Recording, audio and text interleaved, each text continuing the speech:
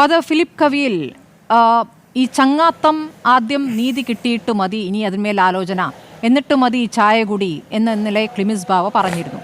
ഇന്നിപ്പോൾ BJP സംസ്ഥാന അധ്യക്ഷൻ അല്പസമയത്തിനകം സിറോ മലബാർ സഭ നേതാക്കളെ നേതൃത്വത്തെ കാണാൻ പോകുന്നു എന്നാണ് പറയുന്നത്. അപ്പോൾ ഇപ്പോഴും ചായ കുടിക്കുള്ള സാധ്യത അവിടെയുണ്ട് എന്ന് BJP കരുതുന്നുണ്ട്. അപ്പോൾ ഈ കൂടിക്കാഴ്ചയ്ക്ക് അനുവാദം നൽകുന്നത് എന്തിൻ്റെ സൂചനയാണ്? കാരണം ഇതിൽ കന്യാസ്ത്രീകൾ തെറ്റ് ചെയ്തോ കന്യാസ്ത്രീകൾ തെറ്റ് ചെയ്തില്ലേ എന്ന് ഉറച്ചു പറയാൻ ഇപ്പോഴും പറ്റുന്നില്ല.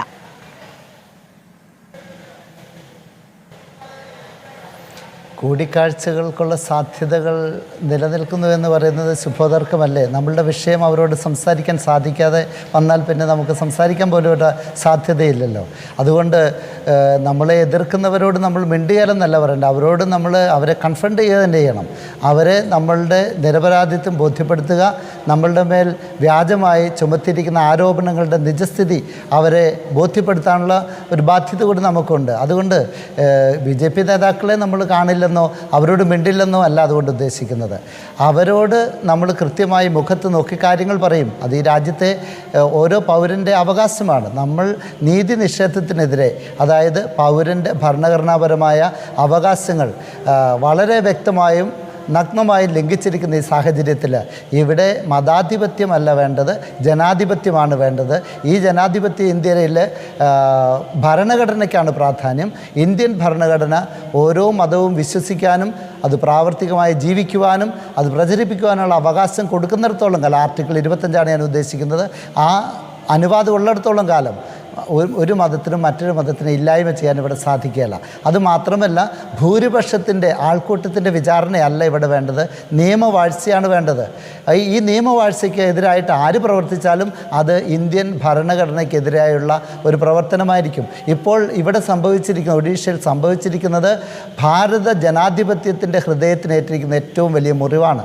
ഇത് ഇന്ത്യയിൽ മാത്രമല്ല, ലോകം മുഴുവൻ ഇപ്പോൾ ചർച്ച ചെയ്തു തുടങ്ങിയെന്നത് നിങ്ങളൊക്കെ രാജ്യാന്തര മാധ്യമങ്ങളിലെ വാർത്തകളിൽ നിന്ന് ശ്രദ്ധിച്ചു കാണുമായിരിക്കും. ഇത് ഓരോ ഇന്ത്യക്കാരനും അപമാനമാണ്. കാരണം നിരപരാധികളായ 2 സാധു കന്യാസ്ത്രീകളെ അവരെ ഒളിച്ചും പാത്തും പോയിരുന്നില്ല. അവരവരുടെ സന്യാസ വസ്ത്രത്തിൽ പരസ്യമായിട്ട് അവിടെ ചെന്നതാണ്. അവിടെ ചെന്നിട്ട് അവിടെ ജോലിക്ക് വന്ന കുട്ടികളെ കൂട്ടിക്കൊണ്ടു പോകാൻ ചെന്നു.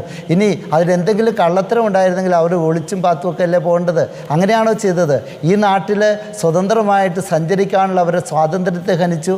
അവരുടെ മതവേഷം ധരിച്ച് യാത്ര ചെയ്യാനുള്ള സ്വാതന്ത്ര്യത്തെ ഹനിച്ചു. എന്തുമാത്രം ആക്രോശമാണ് ഇനി ചങ്ങാത്തം എന്ന് പറയുന്നതിൽ ഒരു കടുത്ത നിലപാടുണ്ട്. ഞങ്ങളുടെ പ്രതിഷേധമായിട്ട് ആ പ്രതികരണത്തെ കാണേണ്ടി വരും എന്നൊരു സൂചന. തീർച്ചയായും. പക്ഷേ താങ്കൾ ഇന്ന് പറയുന്നതിൽ ഒരു വിട്ടുവീഴ്ചയും ഈ പറയുന്ന ഒന്ന് പൂർത്തിയാക്കട്ടെ. ഈ ഭരണഘടന എന്താണ് എന്നും ഭരണഘടന നൽകുന്ന അവകാശങ്ങൾ എന്താണ് എന്നും അറിയാത്ത കൂട്ടരല്ല ഇപ്പോൾ അതിൻ്റെ ലംഘകരായി നടക്കുന്നത്. അത് അങ്ങേക്കും അറിവുള്ളതാണ്. അപ്പോൾ നിങ്ങളുടെ ഒരു വിട്ടുവീഴ്ച താഴ്ന്നു കൊടുക്കലാണോ എന്ന അങ്ങയുടെ പ്രതികരണത്തിൽ നിന്നൊരു സംശയം.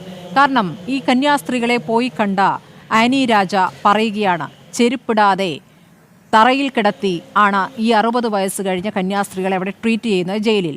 അവർക്ക് മരുന്നുണ്ട്, അവർക്ക് ആ മരുന്ന് എടുക്കാൻ പറ്റിയിട്ടില്ല. കാരണം ഒരു ദിവസം കൊണ്ട് തിരിച്ച് ആഗ്രയിൽ പോയി ഈ പെൺകുട്ടികൾക്ക് അവരെ ജോലിയിൽ പ്രവേശിപ്പിക്കാമെന്ന് കരുതി വന്നവരാണ്. അവർ ആ മരുന്ന് കൊണ്ടുവന്നിട്ടില്ല. ചിലർക്ക് മുട്ടുവേദനയുണ്ട്. 2 പേർക്കും വാദത്തിൻ്റെ അസ്കിതയുള്ളവരാണ് 2 കന്യാസ്ത്രീകളും. അവർക്ക് ആ കൊന്ത കഴുത്തിൽ ധരിക്കാൻ പാടില്ല. അവരത് പോക്കറ്റിൽ വെച്ചിരിക്കുകയാണ്. എത്രത്തോളം അവകാശ ലംഘനങ്ങൾ ആണ് അവിടെ നടക്കുന്നത്, മനുഷ്യത്വരഹിതമായ കാര്യങ്ങളാണ് അവിടെ നടക്കുന്നതെന്ന് കണ്ട ശേഷം ആനി രാജ ഇന്ന് എഴുതിയതാണ്. അപ്പോൾ ഇതാണ് അവിടെ സംഭവിച്ചുകൊണ്ടിരിക്കുന്നത്. താങ്കൾ ഈ പറയുന്നത് ഇത് നടാടെയുള്ള സംഭവമല്ല, കണക്കുകൾ നമ്മുടെ മുന്നിലുണ്ട്. ക്രിസ്ത്യൻ ഹ്യൂമൻ റൈറ്റ്സ് തന്നെ എടുത്ത കണക്കുകൾ നമ്മുടെ മുന്നിലുണ്ടല്ലോ, 98 മുതലുള്ള കണക്കുകൾ. അപ്പോൾ ചില ഘട്ടങ്ങളിൽ പ്രതികരിക്കുന്നു. ഈ ദൃശ്യങ്ങൾ, നമ്മൾ കണ്ട ആക്രോശങ്ങൾ, അതൊക്കെ പുറത്തു വരുമ്പോൾ അതിൽ പ്രതികരണത്തിലേക്ക് എത്തുന്നു. പക്ഷെ അപ്പോഴും ഒരു വിട്ടുവീഴ്ചയുടെ സ്വരമുണ്ടോ എന്നൊരു സംശയം ഫാദർ ഫിലിപ്പ് കവി. ഇല്ല, ഒരു കാരണവശാലും ഇല്ല, ഒരു വിട്ടുവീഴ്ചയില്ല. ജനാധിപത്യ ധ്വംസനത്തിനെതിരെ, മതേതരത്വ ചിന്തകൾക്കെതിരെയുള്ള ഏത് പ്രവർത്തനത്തെയും ഞങ്ങൾ ഏത് സമയത്തും എതിർക്കും. അതിൽ യാതൊരു വെള്ളം ചേർക്കലോ ഡൈല്യൂട്ട് ചെയ്യുന്ന പ്രശ്നമില്ല. ഇപ്പോൾ കാസർഗോഡ് ഡിസ്ട്രിക്റ്റിൽ ചിറ്റാരിക്കാല എന്ന പ്രദേശത്ത് വലിയ ജനാവലിയെ അഭിസംബോധന ചെയ്ത് പ്രതിഷേധ പ്രകടനം ഉദ്ഘാടനം ചെയ്തിട്ടാണ് ഞാനിവിടെ വരുന്നത്. നിങ്ങളുടെ റിപ്പോർട്ടർ TVയിലത്തെ ആളുകൾ തന്നെ അവിടെ ഉണ്ടായിരുന്നു. നിങ്ങൾക്കത് നോക്കാം. യാതൊരുവിധ വെള്ളം ചേർക്കലുമില്ല. സത്യത്തിന് വേണ്ടി അനീതി കാണിച്ച എല്ലാവർക്കും എതിരായിട്ട് ഞങ്ങൾ ശബ്ദിക്കും. അത് ക്രിസ്ത്യാനികളെന്നൊന്നുമില്ല. ഇവിടെ ഏത് മതന്യൂനപക്ഷത്തിൽപ്പെട്ടവരെ അടിച്ചമർത്താൻ നോക്കിയാലും അതിനെതിരെ പ്രവർത്തിക്കുവാൻ ക്രിസ്ത്യാനികളുണ്ടാവും. ഈ നാട്ടിലെ ജനാധിപത്യവും മതേതരത്വവും സംരക്ഷിക്കപ്പെടണം. ഈ ആർഷഭാരതത്തിൻ്റെ ചരിത്രം അതല്ലേ കാണിക്കുന്നത്. ഈ ഹൈന്ദവ സഹോദരങ്ങൾക്കെതിരല്ല ഞങ്ങൾ, അത് ഞാൻ കൃത്യമായിട്ട് പറയാം. നമ്മളിതിൽ കൃത്യം മനസ്സിലാക്കണം. ഹൈന്ദവ സഹോദരങ്ങൾ എല്ലാവരും ഈ ചിന്താഗതിയുള്ളവരാണെന്ന് ഞങ്ങൾ വിചാരിക്കുന്നില്ല.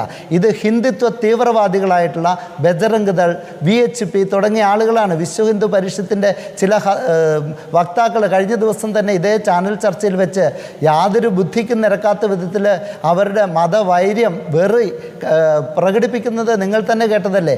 അതിന് ഞങ്ങൾ എതിർക്കുന്നു. അത് ഞങ്ങൾ ശക്തിയുക്തം അതിനെതിരായിട്ട് പ്രവർത്തിക്കും. നീതിക്ക് വേണ്ടി അവസാനം വരെ ഞങ്ങൾ നിലകൊള്ളും. ഇതിൻ്റെ അകത്ത് യാതൊരു മായം ചേർക്കലോ വെള്ളം ചേർക്കലോ ഒന്നുമില്ല.